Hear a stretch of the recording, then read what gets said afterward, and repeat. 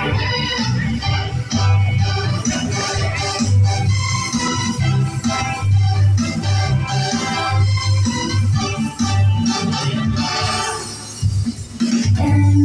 nhận Giêsu Đức sáng tạo dựng nên đất trời.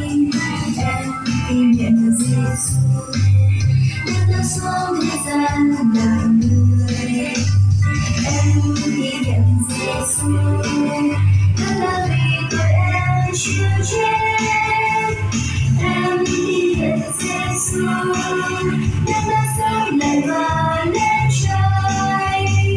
Em nhận Giêsu em được khóc bao âu vui. Ngài thương bao công em đổi mới tâm hồn em. Em nhận Giêsu em được gọi là con của Ngài.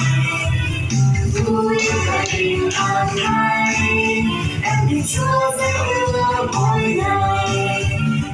Em tin nhận Giêsu Đức sáng tạo dựng nên đất trời.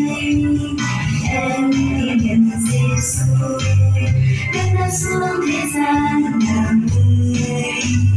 Em tin nhận Giêsu Đức đã vì tội em chịu chết. Em tin nhận Giêsu Đức đã sống lại và lên trời.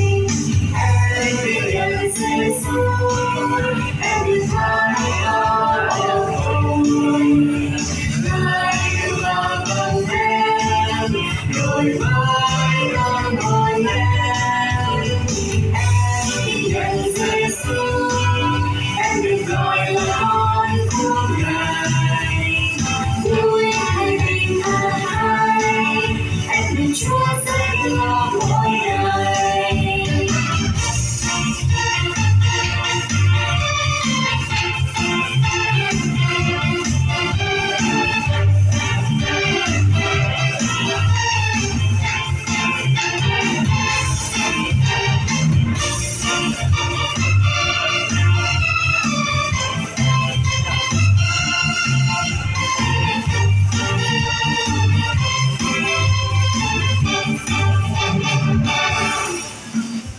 Em tin nhận Giêsu Đức sáng tạo dựng nên đất trời.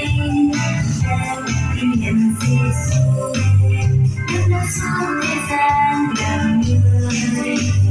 Em tin nhận Giêsu Đức đã vì tội em chịu chết. Em tin nhận Giêsu Đức đã sống lại và lên trời. Em tin nhận Giêsu em được tha hết bao âu vui. Ngài thương bao công em đổi mới tâm hồn em. Em tin nhận Giêsu em được gọi là con của Ngài. Vui hay bình an thay em được Chúa dạy đưa mỗi ngày. Em tin nhận Giêsu